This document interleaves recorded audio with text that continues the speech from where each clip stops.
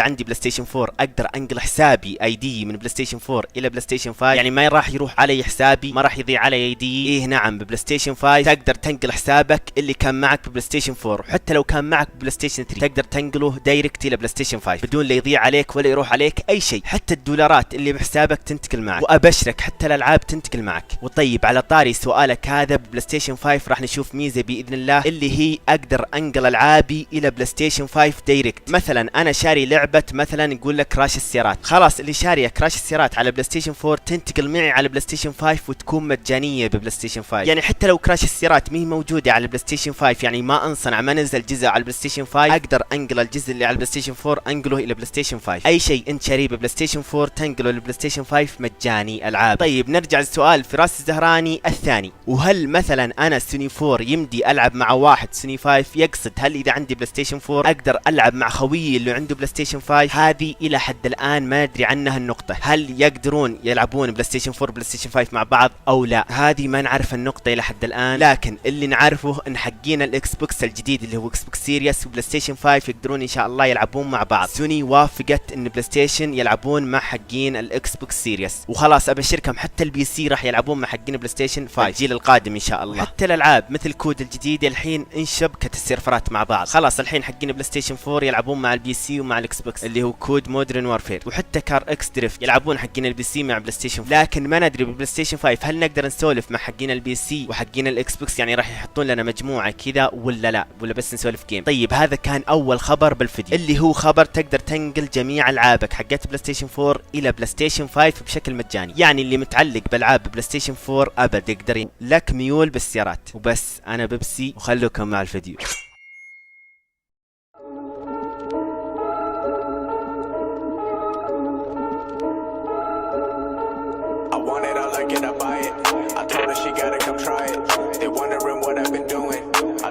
Keeping it quiet.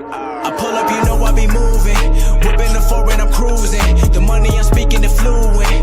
All of my business booming. Stacking my cash in abundance. All of my family funded.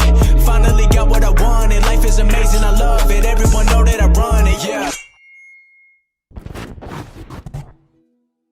هذا أول خبر، هو حدث مايكروسوفت قادم في 23 يوليو، وراح يتم الكشف فيه عن ألعاب جهاز اكس بوكس القادم. وش المقصود؟ المقصود إن بعد 20 يوم من الآن، من اليوم بعد 20 يوم راح يعلنون عن ألعاب الاكس بوكس الجديد، وراح يعلنون يعني عن حصريات الاكس بوكس. من حصريات الاكس بوكس اللي هي فورزا. يا عيال فورزا وش راح تكون؟ وش راح تكون بالاكس بوكس الجديد؟ أمني أعرف فورزا وش راح تكون بالاكس بوكس الجديد. طبعا هذا اللي ما يعرف لعبة فورزا، هذه أفضل لعبة سيارات، يعني الناس حبتها والناس عرفتها، رغم اني انا اشوفها لعبه يعني صدقنا حلوه بس ما هي ذاك الزود، فيها العاب واجد تنافسه، لكن هذه مثل اللي الحين قدامكم الحين اللي بالمقطع هذه تروى فورزا، يعني اعطيكم انطباع. واذا تتعرف على اللعبه اكثر اكتب اليوتيوب فورزا، لها مقاطع واجد. طبعا هذه اللعبه لعبه فورزا، اي شيء تبيه بالسيارات راح تحصله بهذه اللعبه، مثل انك تقدر تعدل على سيارتك وتركب لها صدامات وتكتب على سيارتك حتى لو تكتب عليها باللغه العربيه، وايضا تقدر تهجول وتقدر تدرفت باللعبه وتقدر تسوي كل شيء براسك، واللعبه واقعيه وبه سيارات كثيره لا متناهيه. طيب ما علينا، مو هذا موضوعنا، بس هذا كان اول خبر بالفيديو، قصدي اسف، هذا كان ثاني خبر بالفيديو، لان اللي قبل شوي كان اول خبر. انا وش جالس اقول؟ الوكاد ما ادري، بس هذا كان خبرنا ان مايكروسوفت راح تسوي حدث وراح تعلن عن الالعاب ان شاء الله بعد 20 يوم. يلا يلا يلا يلا جالس اقرب.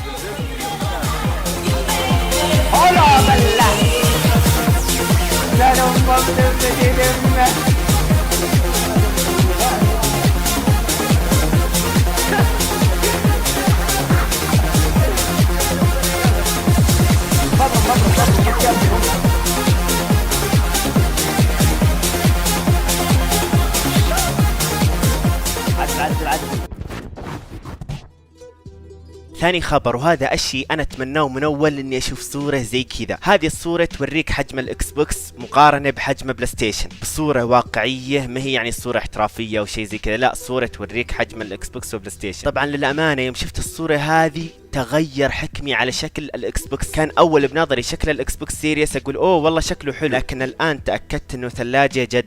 صراحه شكله جدا ما هو مناسب انه يكون جهاز جيمنج، بينما شكل بلاي ستيشن تفوق للامانه وبشكل فظيع بعد. لكن واضح ان شكل بلاي ستيشن اثقل من الاكس بوكس واكبر حجم. لكن اهم شيء يا ليت انهم يخلصوننا من صوت المراوح، لان بلاي ستيشن معروف ان به صوت اعوذ بالله.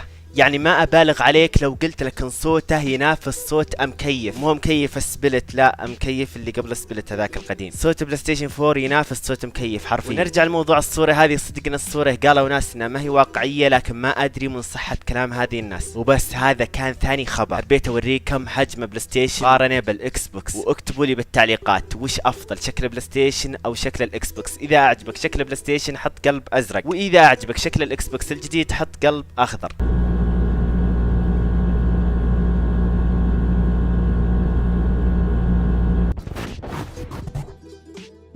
الخبر الثالث ان شركة سوني راح تركز على العاب بلاي ستيشن 4، يعني فقط راح ترجع العاب بلاي ستيشن 4 على بلاي ستيشن 5. يعني اذا انت شريت بلاي ستيشن 5 تقدر تلعب بس العاب بلاي ستيشن 4، وما قالت اي شيء عن انك تقدر تلعب مثلا العاب بلاي ستيشن 1 او بلاي ستيشن 2 مثل ميدنايت كلوب اللي يسبق للمتصل، او مثلا بلاي ستيشن 3 درايفر سان فرانسيسكو. لا، فقط راح تقدر تلعب العاب بلاي ستيشن 4. يعني اللي معلق اماله بالالعاب القديمه بلاي ستيشن 1 وبلاي ستيشن 2 وبلاي ستيشن 3، احب اقول لك ترى هذا الشيء مو هو اكيد انك تقدر تلعب على بلاي ستيشن 5 العاب بلاي ستيشن 1 وبلاي ستيشن 2 وبلاي ستيشن 3. لكن يمكن ليش لا، لكن انا الصراحه بس ودي انها ترجع كود 9 بس على الاقل يا شيخ. والله اتوقع انها تسوى الالعاب هذه كلها. وما ننسى ايضا لعبتي الحبيبه سباق للمتصل. وبس هذا كان مقطع، ان شاء الله مقطعي كان مختصر ومليء بالمعلومات ومفيد. بس ما نطول عليك، مع السلامه وبالتوفيق.